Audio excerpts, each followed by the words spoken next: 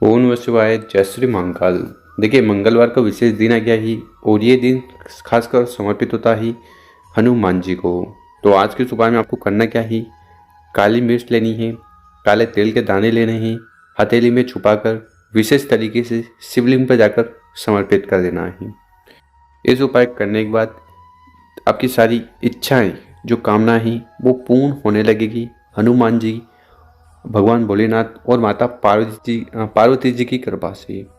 तो शिव पुराण का गुरु जी ने अचूक उपाय बताया ही, कैसे करना है हम बताएंगे। उसके पहले इस वीडियो को लाइक, चैनल को सब्सक्राइब कर लें और लोगों की मदद करें। व्हाट्सएप पर 5 लोगों के साथ वीडियो को शेयर करें। तो आज की इस वीडियो में हम आपके साथ 3 उपाय शेयर करने वाले हैं। जो उपाय आपको अच्छा लगे, सर्वश्रेष्ठ लगे, कोई एक उपाय जरूर कर लीजिएगा। तो जानते हैं पहला वाला उपाय। विशेषकर इस उपाय करने के बाद जीवन में आ रही किसी भी प्रकार की बाधाएं, समस्याएं या चिंताएं वो खत्म होने लगेगी। तो क्या क्या सामग्री की जरूरत है वो देख लीजिए। जल का लोटा ले लेना और उसमें आपको अपने घर से, किचन से शुद्ध जल भर लेना है। इसी के साथ आपको लेने हैं काली मिर्च। कितने काली मिर्च?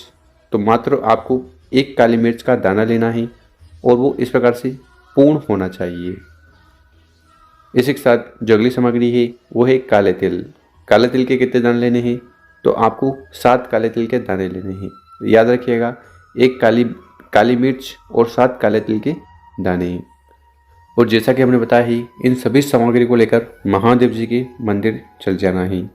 शिव मंदिर में पहुंचकर आपका चेहरा उत्तर दिशा की तरफ सबसे पहले होना चाहिए। और इस उपाय को करने के बाद कुंदकेश्वर महादेव जी की असीम कृपा आप पर होने वाली है।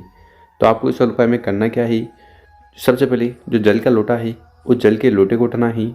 धीरे धीरे कर पूरा जल शिवलिंग के ऊपर उड़ेल देना, समर्पित कर देना। पंचाक्षर षडाक्षर मंत्रों का स्मरण करते हुए जल चढ़ा दिया। उसके बाद काले तिल और काली मिर्च है, इनको उठाना है, ठीक है। और अपने हाथ में इस प्रकार से रख लेना है, हाथ में रख लेना। फिर उसको आपको अपने सीने से, अपने छाती से स्पर्श करवाना, ठीक है। और जो भी समस्या है उसका स्मरण करते जाना है, ठीक है। इतना कार्य कर लिया। फिर इन दोनों सामग्री को अपनी मुट्ठी में बंद कर लेना, यानी कि आपको इस प्रकार से मुट्ठी बना लेनी है। फिर इस मुट्ठी को उठाना है, शिवलिंग से स्पर्श करवाना है और जो भी समस्या है, परेशानी है, दुख है, दुविधा है, वो समाप्त हो जाए। उसके लिए कुंदकेश्वर महादेव से निवेदन करते हुए दोनों सामग्री को एक एक कर शिवलिंग के ऊपर समर्पित कर देना है। तो इस प्रकार से आपको विशेष पहला वाला उपाय करना है, मुट्ठी को शिवलिंग से स्पर्श करते हुए। इस उपाय करने के बाद जीवन में आदि हर प्रकार की दुविधाएं, समस्याएं, चिंताएं समाप्त होने लगेगी। अब जान लेते हैं शिव पुराण का अगला उपाय। इस उपाय करने के बाद कैसी भी इच्छाएं और विशेष आपकी जो है वो पूर्ण होगी, चाहे वो व्यापार को लेकर, नौकरी को लेकर या किसी और प्रकार की हो। तो इस वाले उपाय में आपको जो जो सामग्री की ज़रूरत है वो देख लेना। जल का लोटा ले लेना और उसमें जल भर लेना। अब हर बार बताते हैं, दूध और जल अगर साथ में ले जा रहे हो तो आपको स्टील का लोटा लेना है, और मात्र जल ले जा रहे हो तो फिर आपको तांबे का लोटा लेना है, ठीक है। इसी के साथ अगली जो सामग्री है वो है बेलपत्र। कितने बेलपत्र की ज़रूरत है? तो इस वाले उपाय के लिए 3 बेलपत्र आपको लेने हैं। इसके ऊपर ले पाओ तो वेरी गुड, वो आपकी खुद की पर्सनल चॉइस होगी। फिर आपको इन सभी सामग्री को लेकर, यानी कि बेलपत्र और जल को लेकर महादेव जी के मंदिर चले जाना है। सबसे पहले आपका चेहरा उत्तर दिशा की तरफ होना चाहिए। जो भी पूजन पाठ करनी है वो कर लीजिएगा। और इस उपाय को करने के बाद अघोरेश्वर महादेव जी की अब कृपा आप पर होने वाली है।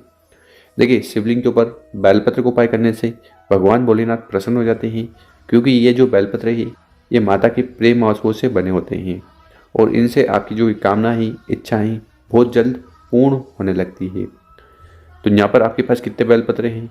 3 बेलपत्र।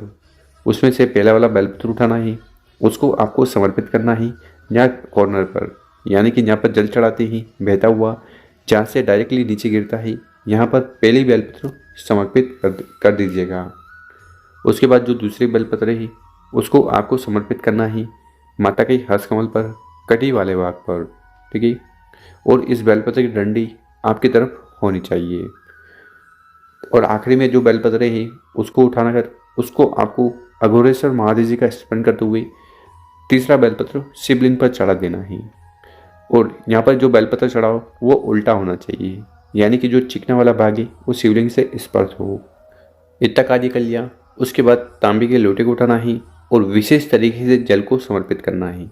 करेगा क्या, जो पहली बेलपत्र है यहाँ पर आपको जल को उड़ेलना है, जल को समर्पित करना है और फिर जल की जो लोटे की धार है वो टूटनी नहीं चाहिए।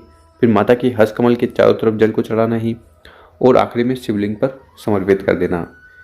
इस प्रकार से आपको जल को समर्पित करना है, ठीक है। और फिर शिवलिंग के पास बैठकर अघोरेश्वर महादेव जी से जो भी कामना है, इच्छा है, जो आप चाहते हो कि भगवान शंकर माता पार्वती जी की कृपा से पूर्ण होने लगे, तो उसके लिए प्रार्थना कर लेना है। तो इस प्रकार से शिव पुराण का दूसरा वाला विशेष उपाय है, जरूर कर लीजिएगा कामना पूर्ति के लिए। अब जानते हैं तीसरा वाला उपाय। ये उपाय भी आपकी सारी इच्छाएं पूर्ण करेगा, साथ ही साथ किसी भी प्रकार की दुख दुविधा जीवन में चल रही है वो समाप्त होगी, घर में सुख शांति समृद्धि और ऐश्वर्य की प्राप्ति होगी। तो इस वाले उपाय के लिए आपको लेने हैं बेलपत्र। कितने बेलपत्र? एक बेलपत्र लेना और वो पूर्ण रूप से स्वस्थ क्लीन होना चाहिए। इसी के साथ आपको ज़रूरत है चावल की। कितने दाने चावल के लेने हैं? एक दाना चावल का आपको इस प्रकार से ले लेना है। इसी के साथ आपको लेना है शहद, ठीक है। तो 1 चम्मच शहद ले लीजिएगा। और आखिरी में जो सामग्री है वो है तांबे का लोटा। तो आपको अपने घर से तांबे का लोटा ले लेना है और उसमें जल भर लेना है। देखिए गुरु जी कहते हैं यहाँ से जल भरकर शिवलिंग पर जाकर समर्पित करने से कालसर्प दोष, वास्तु दोष, पितृ दोष समाप्त होते हैं। तो इस प्रकार से सभी सामग्री को लेकर महादेव जी के मंदिर चले जाना है। शिवलिंग के ऊपर शहद का उपाय करने से घर में सुख शांति समृद्धि आती है। चावल का उपाय करने से कार्य बनने लगते हैं। बेलपत्र का उपाय करने से भगवान भोलेनाथ प्रसन्न होंगे। तो आपको इस उपाय में करना क्या है? सर्वप्रथम जो तांबे का लोटा है उससे आपको जल का अभिषेक कर देना है, जल को समर्पित कर देना है शिवलिंग के ऊपर, ठीक। उसके बाद हमने क्या बताया आपको? शहद, ठीक है।